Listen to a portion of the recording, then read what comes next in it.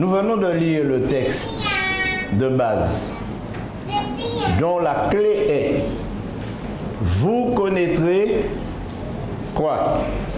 La vérité, et la vérité vous affranchira. » La question de la vérité est un gros problème, parce que tout le monde pense détenir la vérité, tout le monde croit avoir la vérité, tout le monde est convaincu d'avoir la vérité. Et ça passe par des individus, ça passe par des groupes d'individus, ça passe aussi par les églises. Quelle que soit l'église dans laquelle vous allez, le pasteur, le prêtre, l'imam ou les autres vont vous dire « Nous avons la vérité ».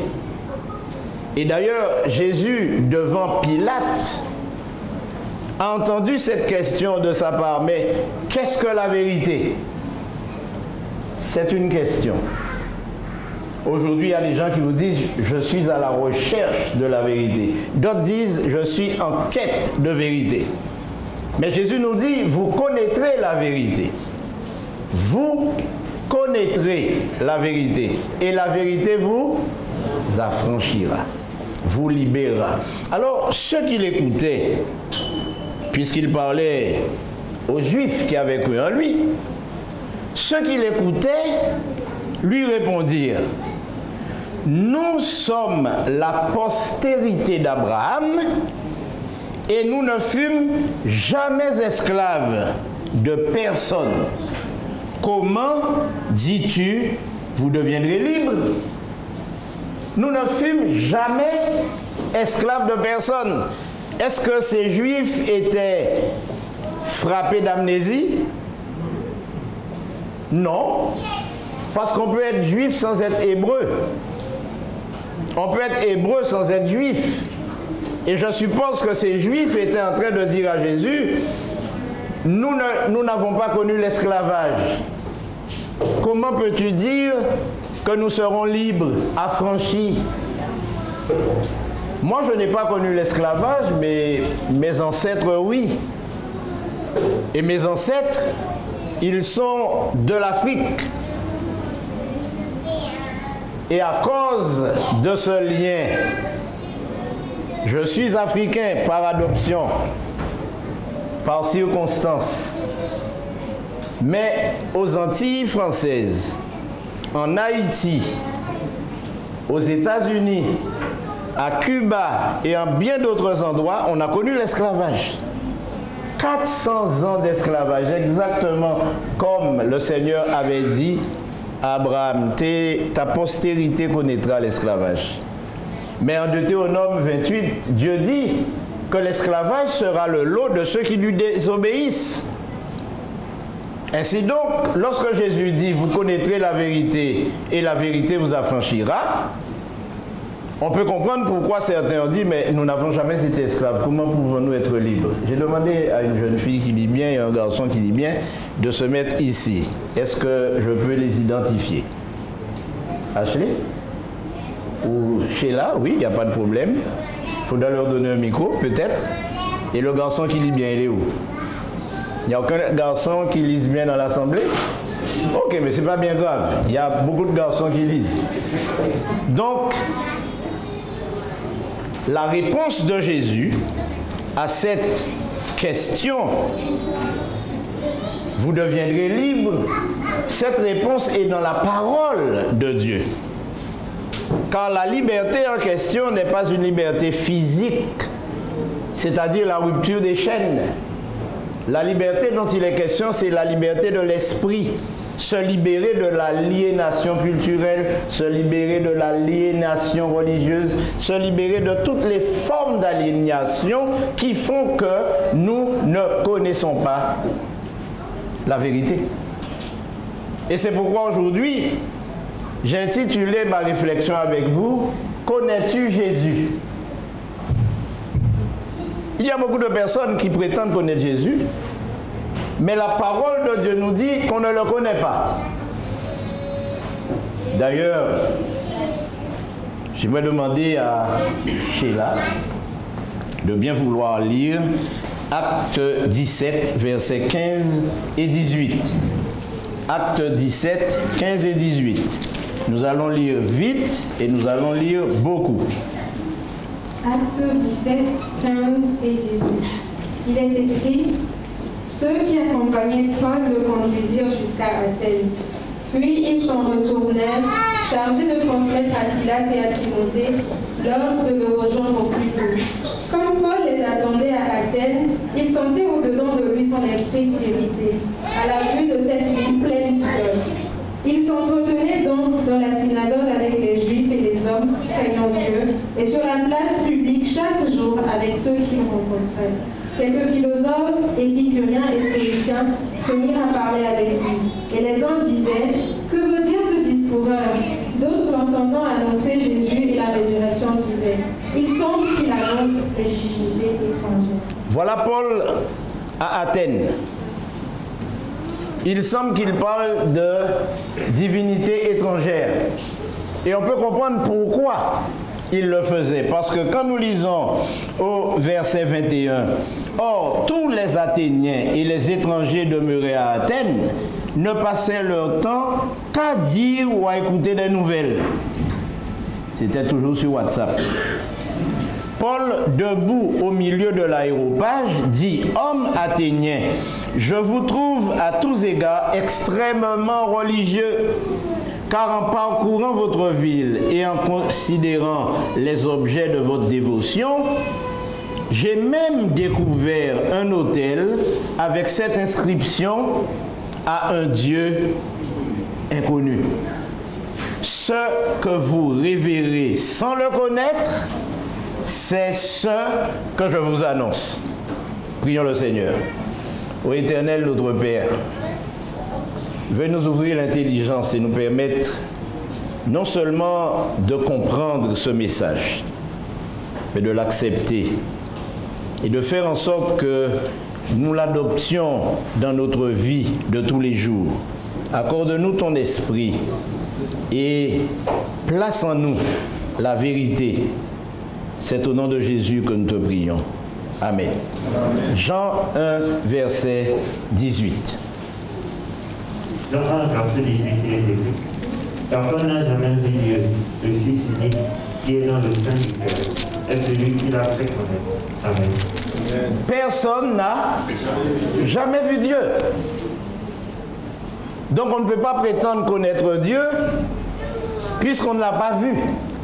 Et c'est ce qui est dit. Mais mes amis, laissez-moi vous dire, est-ce que vous croyez que personne n'a jamais vu Dieu? Est-ce que vous croyez que personne n'a jamais vu Dieu? Qui croit ça? C'est ce que dit la Bible. La Bible dit autre chose. Quand je lis la Bible, elle me dit autre chose. Exode 24, verset 1er. Exode 24, verset 1er. Dieu dit à Moïse: monte vers l'Éternel, toi et Aaron, Nadab et Abihu, et 70 des anciens d'Israël, et vous vous prosternerez de loin. Vous vous prosternerez de loin. Alors, les versets 9 à 11. Toujours Exode 24, 9 à 11. Vas-y.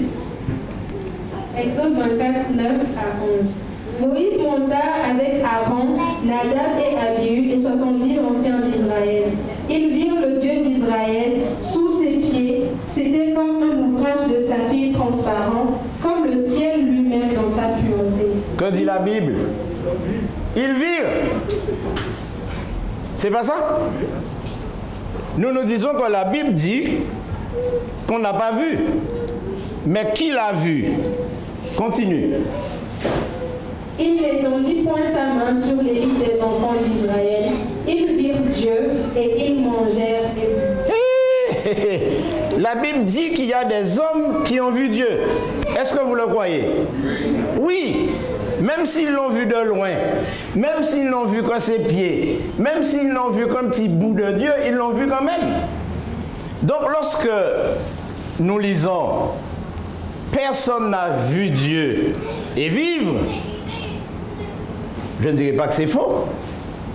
Mais la Bible dit qu'on ne peut pas voir Dieu face à face dans toute sa gloire et subsister. C'est ce que ça veut dire. Mais on peut toujours le voir. Vous pouvez le voir. Et ce qu'il nous faut pour connaître la vérité, c'est voir Dieu. Qu'on le voit de loin ou d'un peu plus près, le fait de voir Dieu nous ouvre l'intelligence. Jean 5, 33. Jean 5, 33, il est écrit: vous avez envoyé vers Jean et il a rendu témoignage à la vérité. Vous avez envoyé vers Jean et il a rendu témoignage à quoi? À la vérité. Alors, 1 Corinthiens 10, 1 à 4.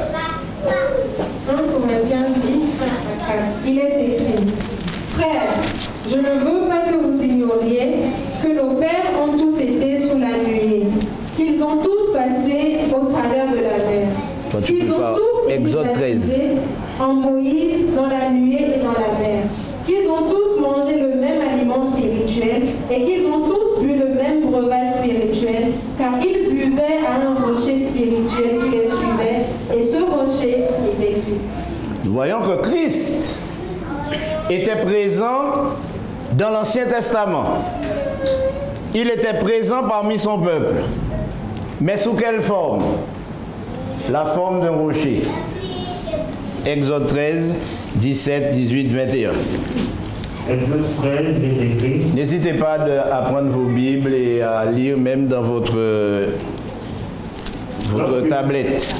Lorsque Pharaon laissa aller le peuple, Dieu ne le conduisit point par le chemin du pays des Philistins, quoique le plus proche, par mieux dit, le peuple pourra se repentir en voyant la guerre et retournant en Égypte. Mais Dieu fit faire au peuple un détour par le chemin du désert, vers la mer Rouge. Les enfants d'Israël montèrent en armes hors du pays d'Égypte. Verset 21. L'Éternel allait devant eux le jour dans une colonne de nuée pour les guider dans leur chemin, et la nuit dans une colonne de feu pour les éclairer, afin qu'ils les marchassent de jour et de nuit. L'Éternel était visible. Il marchait devant son peuple. Mais pour quelle raison l'a-t-il conduit par le chemin du désert, au lieu de passer par le pays des Philistins? Pour quelle raison? Vous venez de lire le texte. Vous venez de lire le texte. Pour quelle raison? Pour éviter quoi? Que le peuple, par peur des Égyptiens, ne retourne lorsqu'il verrait Pharaon, son armée et tout. Qu'est-ce que cela veut dire? C'est que l'on peut avoir le signe de la présence de Dieu. On peut être sûr qu'il est là, mais avoir peur quand même, puisqu'il marchait devant eux. Et plus d'une fois dans le désert, le peuple a dit: fais-nous un chef et faisons quoi? Vous ne lisez pas la Bible, mes amis? Plusieurs fois, les enfants d'Israël, en murmurant, ont dit quoi?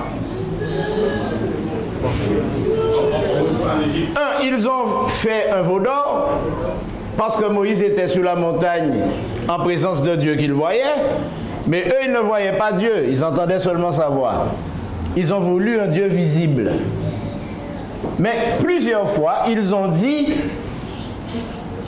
nous voulons retourner en Égypte. Pour quelle raison? On mangeait bien. On avait de l'oignon. Vous savez l'oignon là, au Sénégal on mange beaucoup d'oignons. Hein? Il y a ça. Poulet, il y a ça, etc. Donc les enfants d'Israël aimaient l'oignon, ils aimaient l'Égypte et ils aimaient l'oignon de l'Égypte. Et pas seulement l'oignon, il y avait l'ail, il y avait les pastèques, il y avait les concombres, il y avait toutes sortes de choses. Ils étaient contents. Mais Dieu nous dit ici que sa présence, même visible, peut ne pas suffire si nous ne connaissons pas la vérité. Parce qu'Israël ne connaissait pas la vérité. Ésaïe 43, 12, 13 et 16. Ésaïe 43, 12, 13 et 16. C'est moi qui ai annoncé, sauvé, prédit. Ce n'est point parmi vous un Dieu étranger. Vous êtes mes témoins, dit l'Éternel, c'est moi qui suis Dieu. Je le suis dès le commencement, et nul ne délivre de ma main. J'agirai, qui s'y opposera? Ainsi parle l'Éternel, qui fraya dans la mer un chemin et dans les eaux puissantes un sentier. Qui sauve? Qui sauve ici? L'Éternel. Maintenant, lorsque nous parlons de notre salut, nous parlons de qui? Quand nous parlons de notre salut et celui qui nous a sauvés, nous parlons de qui? De Jésus. Donc, Jéhovah, ici, dans le désert, qui marchait en colonne de nuée et colonne de feu, qui était un rocher, c'était qui?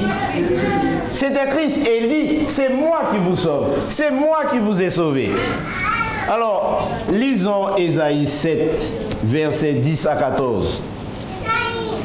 Aujourd'hui, nous faisons une étude biblique sérieuse. Ésaïe 7. Oui, Ésaïe 7, verset 10 à 14, il est écrit: L'Éternel parla de nouveau à Achaz. Il lui dit: demande en ta faveur un signe à l'Éternel, ton Dieu. Demande-le, soit dans les lieux bas, soit dans les lieux élevés. Achaz répondit: je ne demanderai rien, je ne tenterai pas l'Éternel. Ésaïe dit alors: écoutez donc, maison de David, est-ce trop peu pour vous de laisser la patience des hommes, que vous lassiez encore celle de mon Dieu? Verset 14, c'est pourquoi le Seigneur lui-même vous donnera un signe. Voici, la jeune fille deviendra enceinte, elle enfantera un fils, et elle lui donnera le nom d'Emmanuel. Amen. Vous voulez un signe? Si vous voulez un signe, le signe c'est Emmanuel. Et c'est pourquoi Ésaïe transmet le message de Dieu à Achaz et lui dit, mais la Vierge deviendra enceinte. Lisons Matthieu 1er, verset 18 à 23. Matthieu 1er, verset 18 à 23, il est écrit: voici de quelle manière arriva la naissance de Jésus-Christ. Marie, sa mère, ayant été fiancée à Joseph, se trouva enceinte par la vertu du Saint-Esprit avant qu'ils puissent habiter ensemble. Joseph, son époux, qui était un homme de bien et qui ne voulait pas la diffamer, se proposa de rompre secrètement avec elle. Comme il y pensait, voici, un ange du Seigneur lui apparut en songe et dit: Joseph, fils de David, ne crains pas de prendre avec toi Marie, ta femme, car l'enfant qu'elle a conçu vient du Saint-Esprit. Elle enfantera un fils et tu lui donneras le nom de Jésus. C'est lui qui sauvera son peuple de ses péchés. Tout cela arriva afin que s'accomplisse ce que le Seigneur avait annoncé par le prophète. Voici, la Vierge sera enceinte, elle enfantera un fils. Et on lui donnera le nom d'Emmanuel, ce qui signifie Dieu avec nous. Connais-tu Jésus? Connais-tu vraiment Jésus? Observez bien que Joseph, ici, est de quelle tribu? Il est de la tribu de David ou de la tribu de Juda? Attention, David n'avait pas de tribu. David était de la lignée de Juda. D'ailleurs, le Seigneur a dit qu'il fera venir son oint de David, le rejeton de Juda. Le lion de la tribu de Juda, le rejeton de David. Il ne faut pas oublier que David avait pour ancêtre plusieurs personnes et dont des femmes dont l'identité est claire. Lisons 1 Timothée 3, verset 16. 1 Timothée 3, verset 16. Si vous avez de quoi écrire, notez. Et sans contredit, le mystère de la piété est grand. Celui qui a été manifesté en chair, justifié par l'Esprit, vu des anges prêtés aux gentils, cru dans le monde et élevé dans la gloire. Sans contredit, le mystère de la piété est grand. Celui qui a été manifesté comment? En chair. Justifié par l'Esprit, vu des anges, prêché aux gentils, cru dans le monde, élevé en gloire. Lisons Jean 1er, versets 3, 10 et 14. Texte très connu. Au commencement. Jean 1, verset 1 à 3. Au commencement était la parole, et la parole était avec Dieu. Et la parole était Dieu. Elle était au commencement avec Dieu. Toutes choses ont été faites par elle, et rien de ce qui a été fait n'a été fait sans elle. Au verset 10. Elle était dans le monde, et le monde a été fait par elle, et le monde ne l'a point connue. Connais-tu Jésus? C'est la question. Le monde ne le connaît pas. Le monde est Jésus, est le nom de Jésus. Pourquoi? Pourquoi? Parce que le monde ne connaît pas Jésus. Et c'est ce que la parole nous dit. Non seulement le monde ne le connaît pas, mais le monde ne l'a point reçu. Et verset 14, et la parole a été faite chair, et elle a habité parmi nous, pleine de grâce et de vérité, et nous avons contemplé sa gloire, une gloire comme la gloire du Fils unique venu du Père. Lisons Hébreux 2, versets 9, 14 et 16. Il est écrit, mais celui qui a été abaissé pour un peu de temps au-dessus des anges, Jésus, nous le voyons couronné de gloire et d'honneur à cause de la mort qu'il a souffert, afin que par la grâce de Dieu, il souffrit la mort pour nous. Verset 14. Verset 14. Ainsi donc, puisque les enfants participent au sang et à la chair, il a également participé lui-même, afin que par la mort, il anéantisse celui qui a la puissance de la mort, c'est-à-dire le diable. Car, verset 16. Et verset 16, car assurément ce n'est pas à des anges qu'il vient en aide, mais c'est à la postérité d'Abraham. Maintenant, j'aimerais résumer tout ce que nous avons entendu des textes que nous venons de lire. Premièrement, Jésus, il est Jéhovah, il est celui qui conduit son peuple, il est celui qui le sauve, celui qui le délivre, et apparemment je dis, ici, l'auteur de l'Épître aux Hébreux nous le présente en dessous des anges. C'est bien ce que vous avez lu? C'est bien ça? Oui. Mais avez-vous remarqué qu'il est dit qu'il est apparu à la postérité de qui? D'Abraham. Maintenant, la question qu'on pourrait se poser, et qu'on se pose tout le temps, pourquoi Dieu n'a pas fait naître Jésus ailleurs? Pourquoi le Jésus qu'il a annoncé depuis la Genèse 3, verset 15, il ne l'a pas fait naître aux États-Unis, il ne l'a pas fait naître en Europe, il ne l'a pas fait naître au Japon, il l'a fait naître en Afrique. Alors vous allez me dire, ah oui, mais la Mésopotamie, c'est pas l'Afrique, c'est pas vrai. À l'époque de Jésus, tout cela, c'était l'Afrique. Lorsque vous prenez une carte de l'Afrique ancienne, la Libye, l'Iran, le pays de Canaan, toute cette zone, c'était l'Afrique et ça ne s'appelait pas l'Afrique. Ça s'appelait l'Éthiopie. Si bien qu'aujourd'hui, il y a des gens qui disent que Jésus était un Éthiopien. Mais je vais aussi vous dire quelque chose.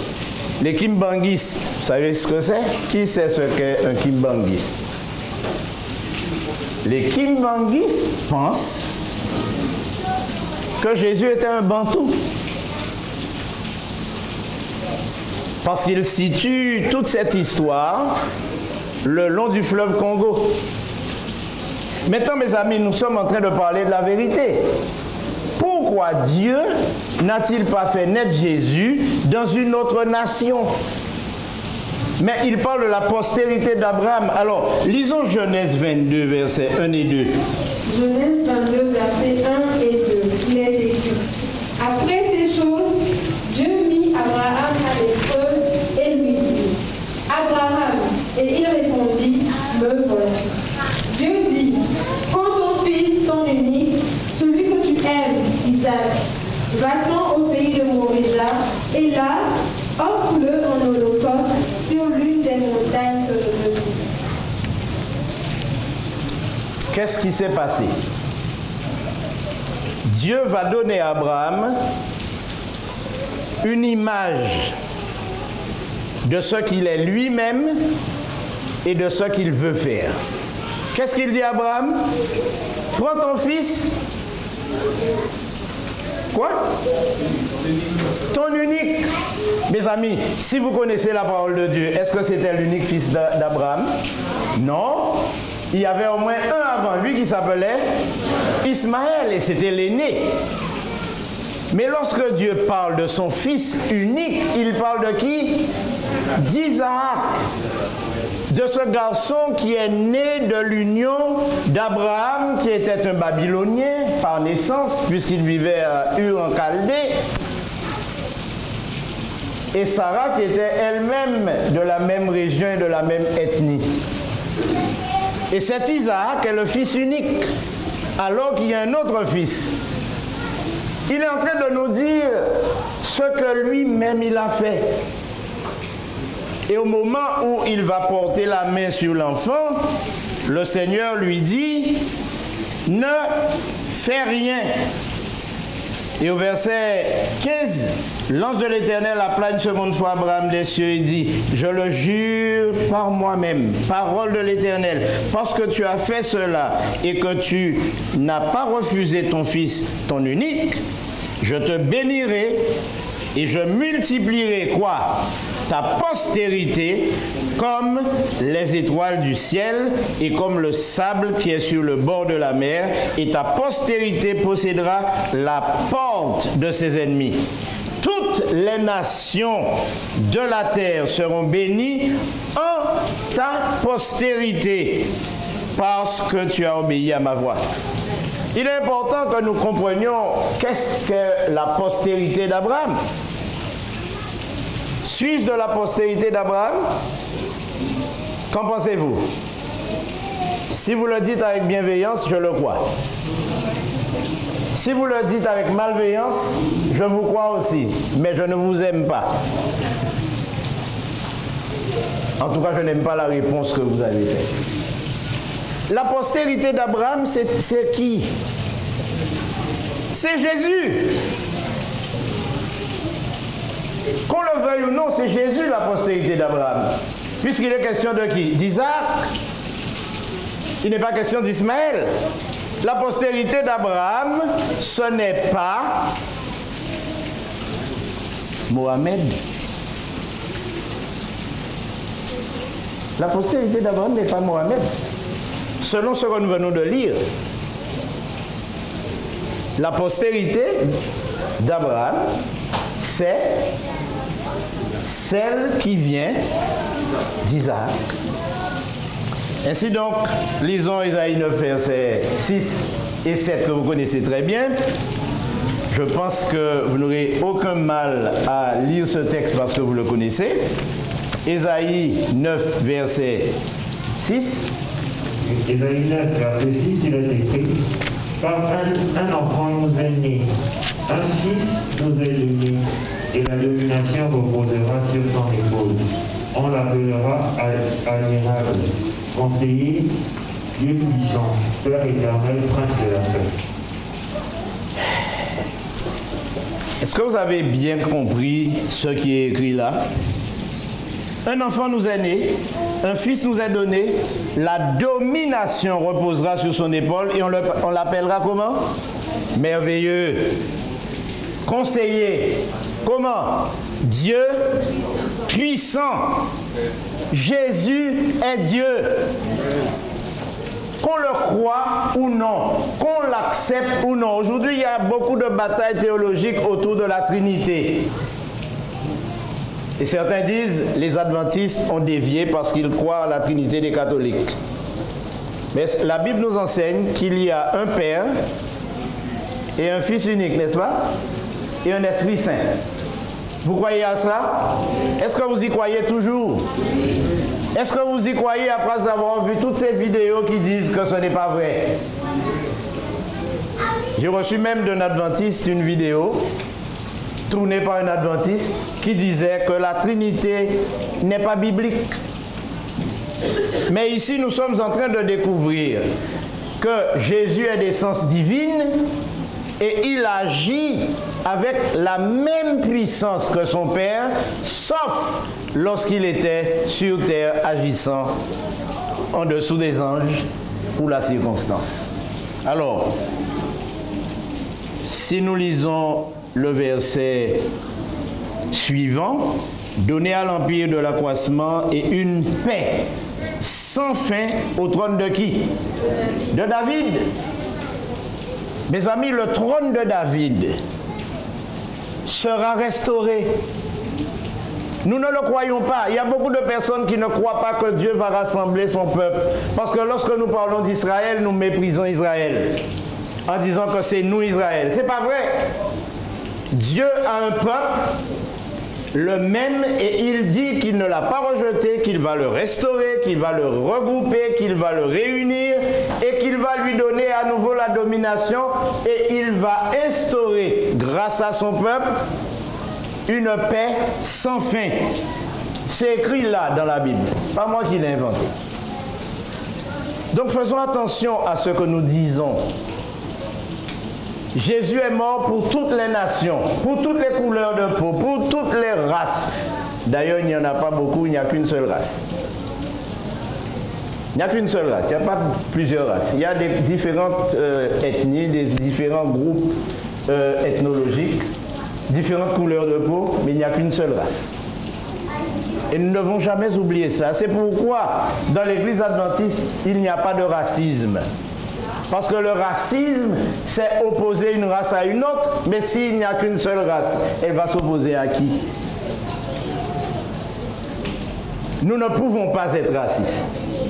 Mais nous ne pouvons pas non plus nous empêcher de reconnaître que ceux qui se croient supérieurs à cause de la couleur de leur peau se conduisent comme des maudits, puisqu'ils maltraitent leurs frères. Ils les tiennent assujettis. Ils font qu'ils n'arrivent jamais nulle part. Ils ont placé un plafond de verre et ce plafond de verre, ils ne peuvent jamais le transpercer. Mais il n'y a pas de race, mes amis. Devant Dieu, il n'y a pas de blanc, il n'y a pas de noir. Mais il n'empêche que Dieu s'est révélé au noir. Et il ne s'est pas révélé à un noir, il s'est révélé à une multitude de noirs. En Haïti, il y a des enfants d'Israël. En Afrique, il y a des enfants d'Israël. À Madagascar, sur la grande île de Madagascar, il y a des enfants d'Israël. J'ai reçu une vingtaine de messages de Madagascar au cours des dernières semaines où certaines personnes me disaient « Pasteur, nous sommes en train de découvrir notre véritable identité. » Mais au Sénégal, il y a des enfants d'Israël. Nous sommes des enfants. Moïse, tu es un enfant d'Israël. Avec un nom comme ça, tu ne peux pas être autre chose qu'un enfant d'Israël. Encore égyptien. Lisons Luc 1er, verset 26. 1er, verset 26 et 27. Au 6e mois, l'ange Gabriel fut envoyé par Dieu dans une ville de Galilée, appelée Nazareth, auprès d'une vierge fiancée à un homme de la maison de David, nommé Joseph. Le nom de la vierge était Marie. L'ange lui dit, verset 20, « Ne crains point Marie, car tu as trouvé grâce devant Dieu, et voici, tu deviendras enceinte, et tu enfanteras un fils, et tu lui donneras le nom de Jésus. Il sera grand, et sera appelé fils du Très-Haut. Et le Seigneur lui donnera le trône de qui? David, son père. David, son père. Et au verset 23, il régnera sur la maison de Jacob éternellement. Et son règne n'aura point de fin. Sur quelle maison va-t-il régner? La maison de Jacob. C'est quoi la maison de Jacob? C'est Israël. Et son règne ne prendra point de fin. Qui parle ici? L'ange Gabriel. Et il dit, le Saint-Esprit viendra sur toi et la puissance du Très-Haut te couvrira de son ombre. C'est pourquoi le Saint-Enfant qui naîtra de toi sera appelé comment? Fils de Dieu. Maintenant, mes amis, en Philippiens 2, versets 5 à 11, texte que vous connaissez aussi. Ayez en vous, quoi?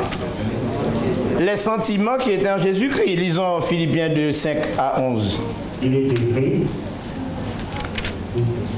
ayez en vous le sentiment qui était en Jésus-Christ, lequel existant en forme de Dieu, n'a point regardé comme une croix à arracher d'être égal avec Dieu, mais s'est humilié lui-même en prenant une forme de serviteur, en devenant semblable aux hommes et ayant paru comme un simple homme.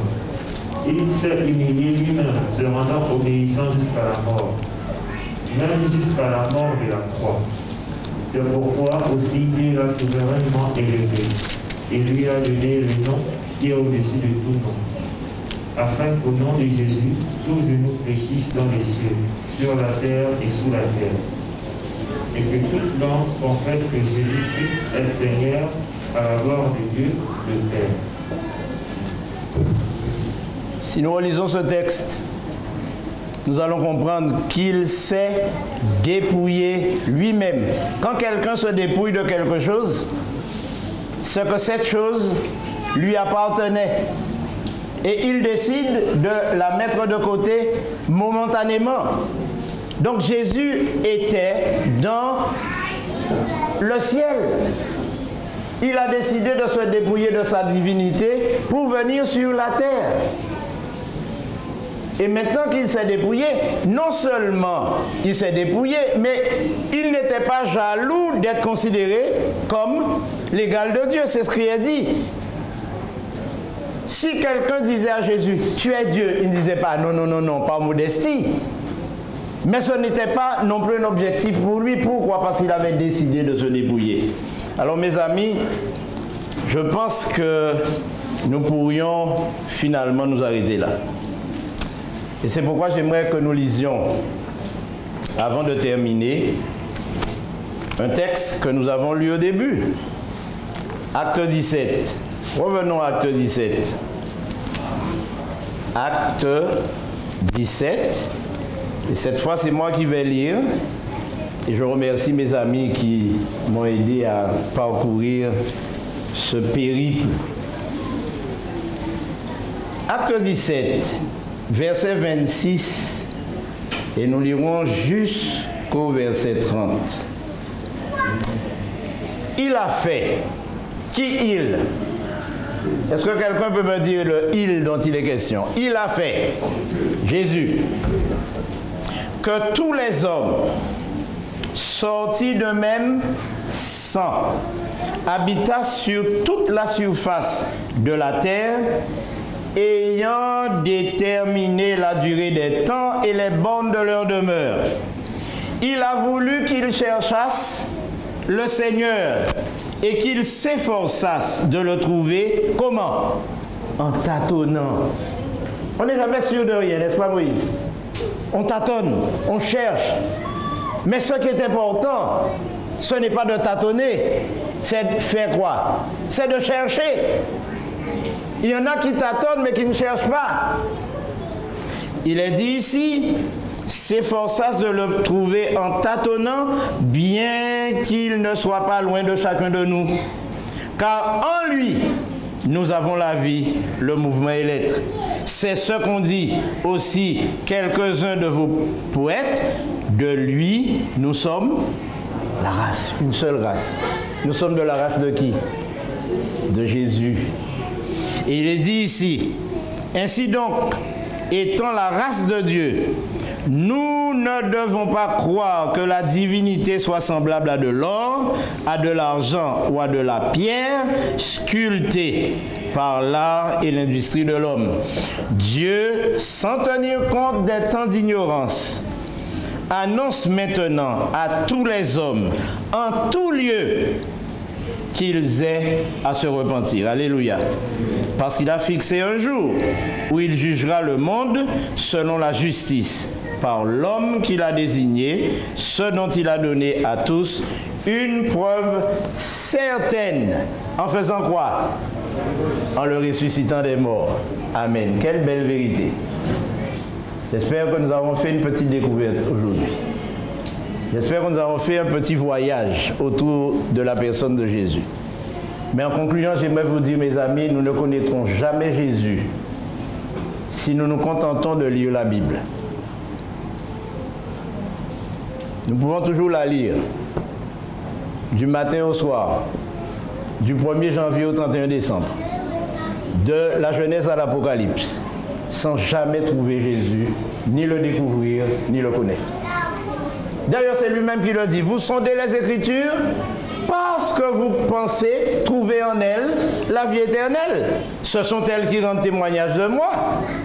Mais il ajoute, et vous ne voulez pas venir à moi. Je vous invite, frères et sœurs, chers amis, chers jeunes, à aller à Jésus. Ne vous contentez pas de lire des histoires au sujet de Jésus. Ne vous contentez pas d'écouter des sermons au sujet de Jésus. Tous les sermons sont bons, vous allez entendre plein. Il y en a qui sont très beaux, que je prends plaisir à écouter, à réécouter. Mais tout ça ne sert à rien si nous n'avons pas une relation personnelle avec Jésus, en le connaissant réellement. Qui il est, d'où il vient, de qui est-il le Fils? Si nous ne faisons pas l'effort d'effectuer cette démarche, Jésus sera pour nous un inconnu. Et c'est pourquoi le monde ne le connaît pas, parce que le monde ne le cherche pas. Et lorsqu'ils l'ont trouvé, ils le lapident. Lorsqu'ils l'ont trouvé, ils le critiquent.